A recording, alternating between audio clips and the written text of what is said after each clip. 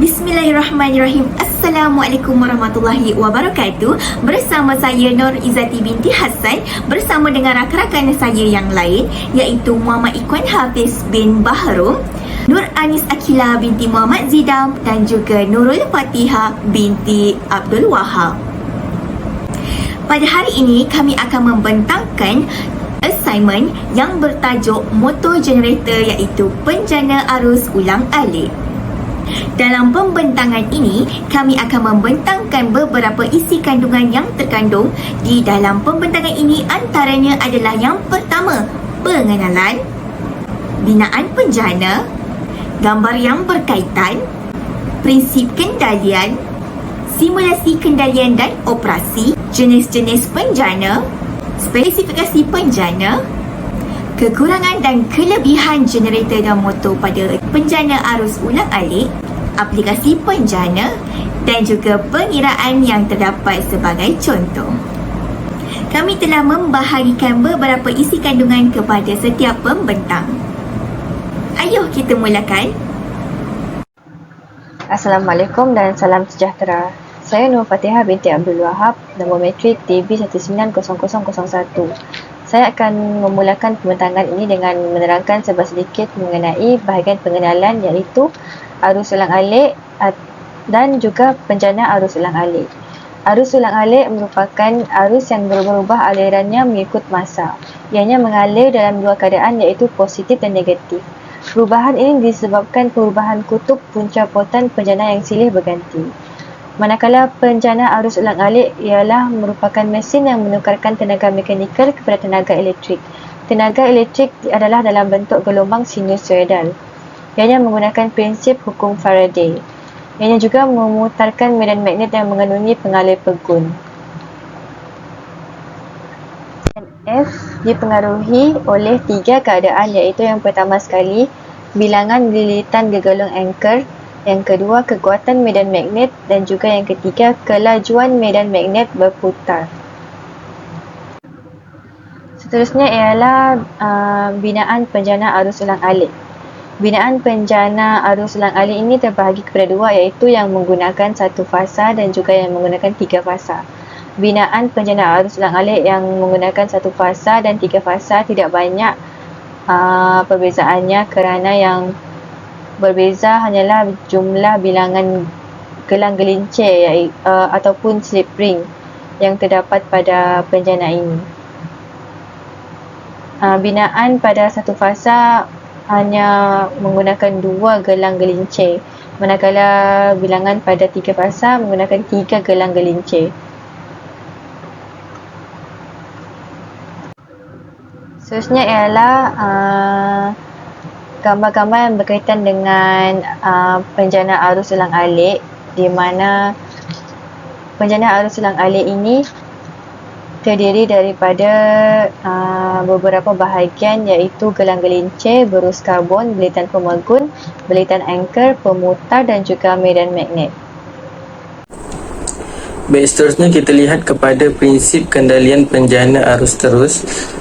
Jadi melalui prinsip ini, apa yang dapat kita fahami adalah penjana arus terus ini bekerja dan berperanan mengikut kepada undang-undang aruhan elektromagnet Faraday, di mana dalam undang-undang ini ia menyatakan apabila konduktor disambung dengan plug yang berubah-ubah, maka ia akan mempunyai EMF yang terarah merentasinya. Jadi arah EMF terarah dalam konduktor ini boleh ditentukan menggunakan satu hukum yang kita panggil sebagai hukum tangan kanan Fleming. Jadi melalui hukum tangan kanan Fleming ini, kita akan menggunakan tiga jari berkedudukan seperti ini. Jadi pada ibu jari yang menunjukkan arah medan, jadi pada hukum tangan kanan Fleming ini, ia menunjukkan bahawa ibu jari menunjukkan ke arah gerakan konduktor, manakala jari telunjuk menunjukkan arah medan magnet dari utara ke selatan, dan juga pada jari tengah menunjukkan arah arus ataupun arah EMF.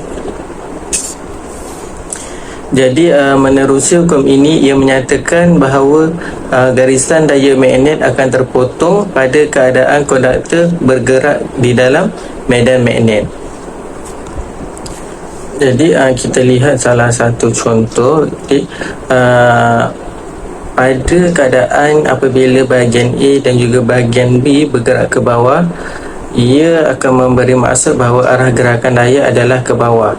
Jadi dengan menggunakan hukum tangan kanan Fleming, kedudukan tangan ini perlu dipusingkan supaya arah ibu jari menghala ke bawah seperti ini.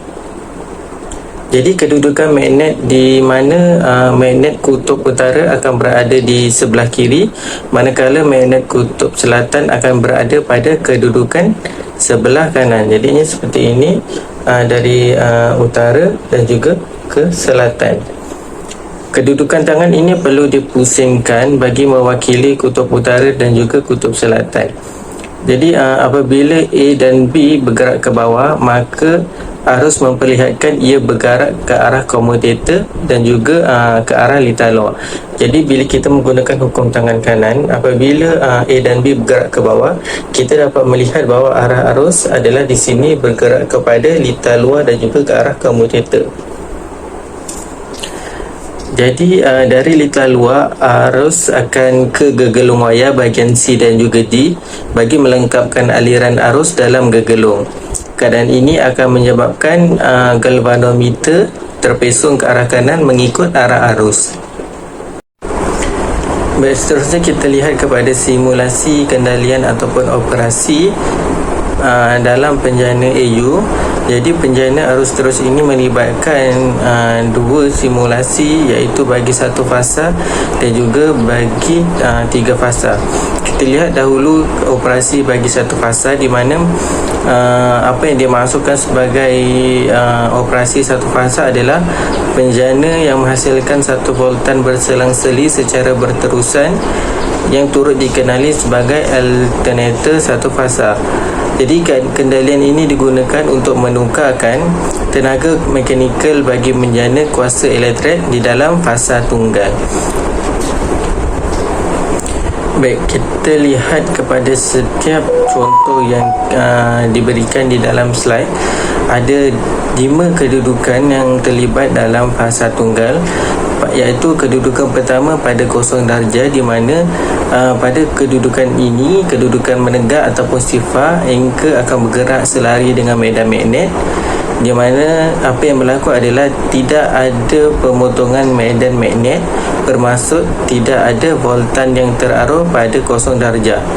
Pada kedudukan kedua, iaitu 90 darjah, anchor ini akan berputar dari kosong darjah kepada 90 darjah, di mana akan menyebabkan konduktor memotong lebih banyak garisan flux.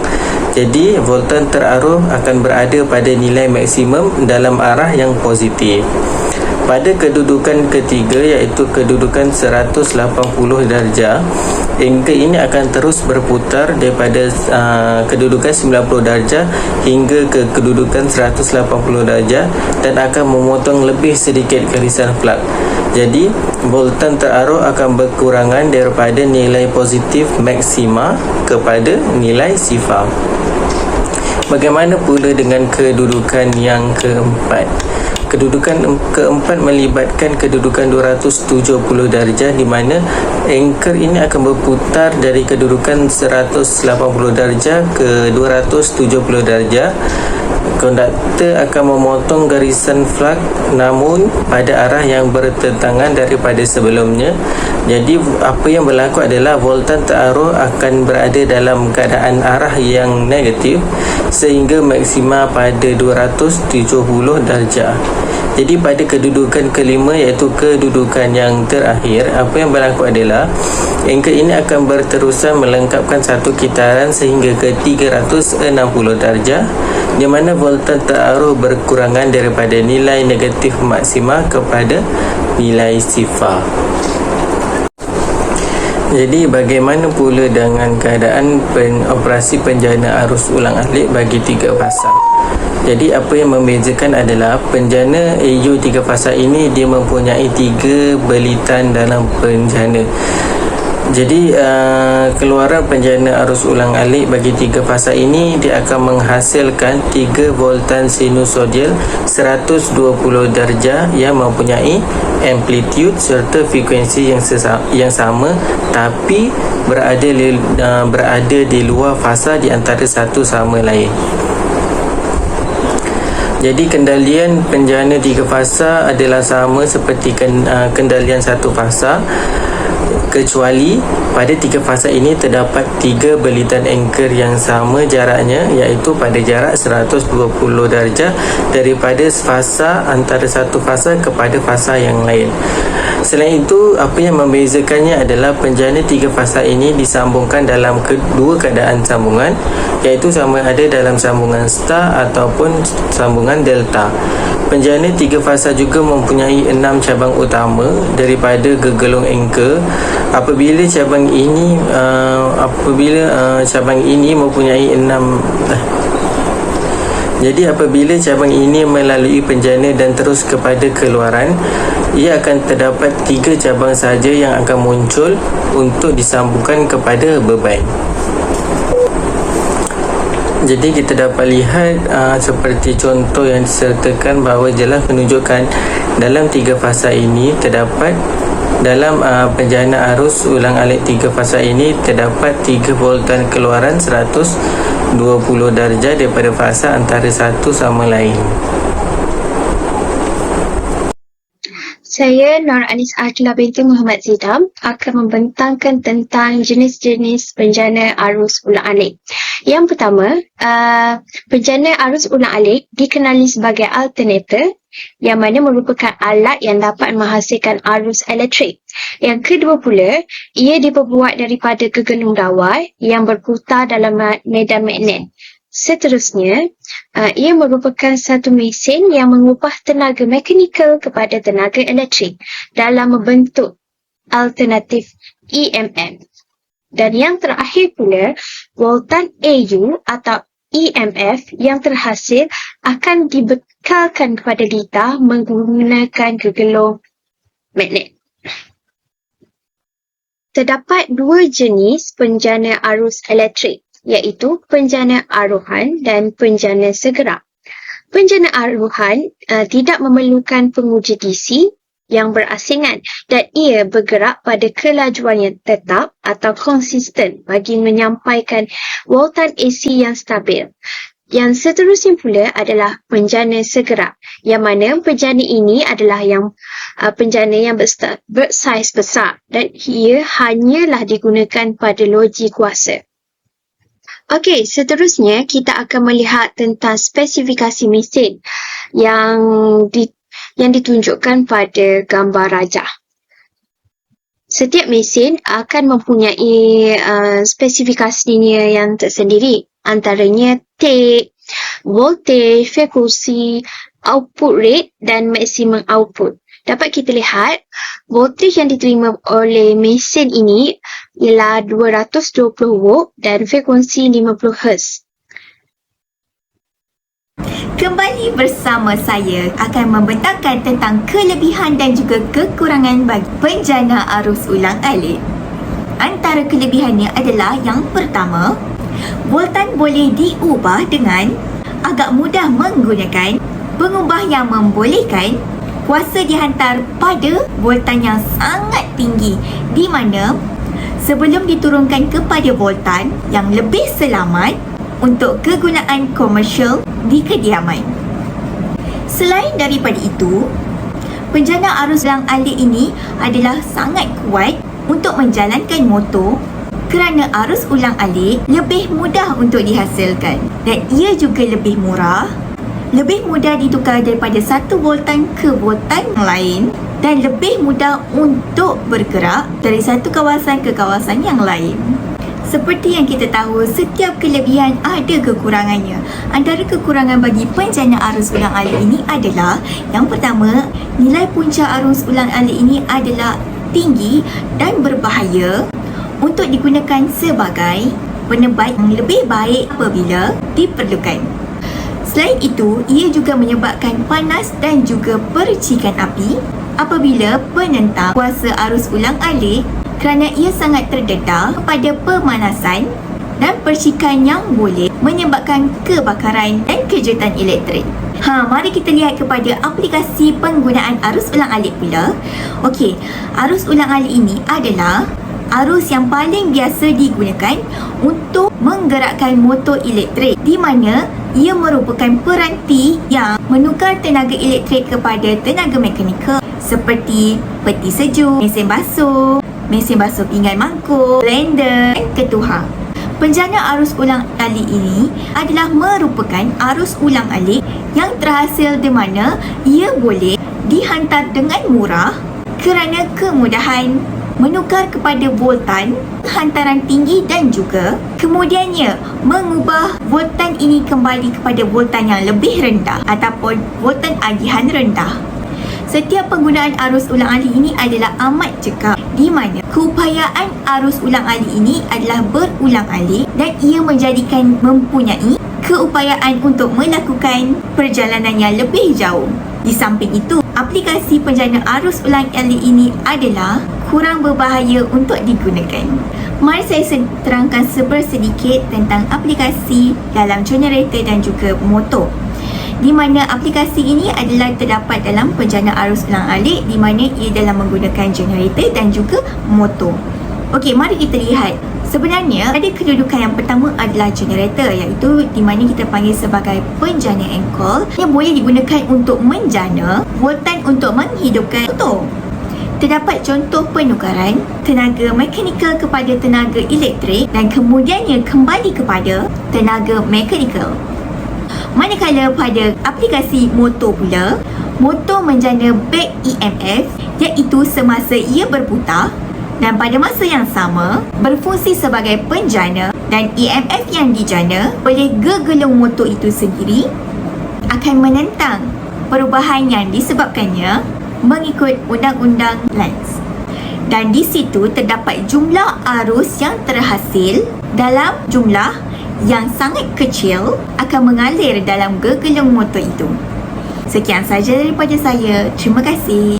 Baik, seterusnya jom kita lihat kepada contoh pengiraan yang terdapat di bawah tajuk penjana arus ulang-alik.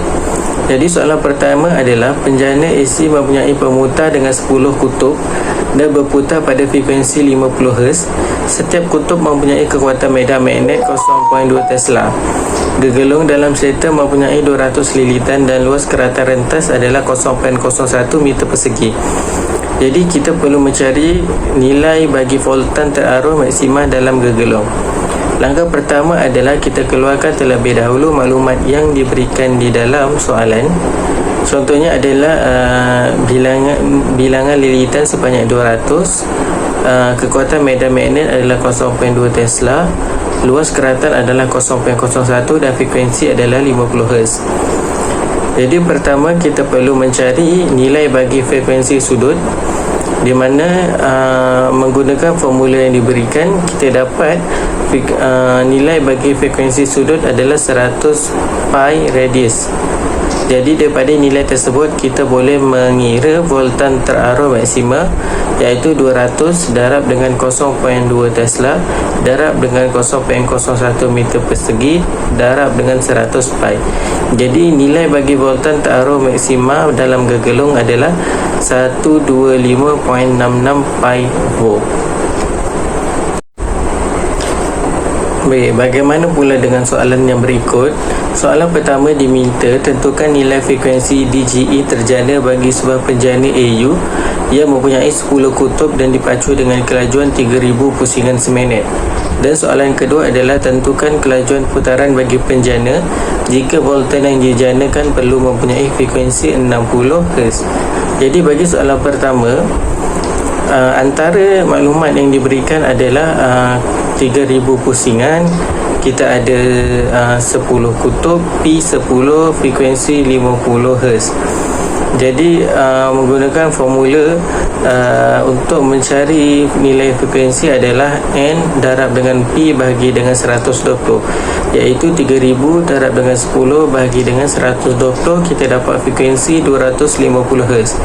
Jadi bagaimana untuk mencari kelajuan putaran? kita menggunakan rumus N sama dengan 120F per P, di mana 120 didarabkan dengan 60 Hz frekuensi seperti yang diminta, dibahagikan dengan nilai P iaitu 10. Jadi kelajuan putaran dapat kita lihat bernilai 720 RPM. Okey, yang terakhir adalah kesimpulan. Seperti kita tahu, AC generator ataupun penjana arus ini, penjana arus ulang alik ini merupakan peranti elektromekanikal yang digunakan untuk menghasilkan arus ulang alik. Okey, apa itu arus ulang alik? Arus ulang alik ialah dihasilkan oleh generator ulang alik iaitu AC generator melalui prinsip induksi elektromagnetik. Generator ini menggunakan medan magnet dan kumparan konduktor yang berputar untuk menghasilkan arus ulang alik. Penerapan utama AC generator adalah dalam menjana tenaga elektrik, di mana mereka digunakan untuk mengubah tenaga mekanikal menjadi tenaga elektrik yang mana dapat digunakan oleh masyarakat kini. Sekian, terima kasih.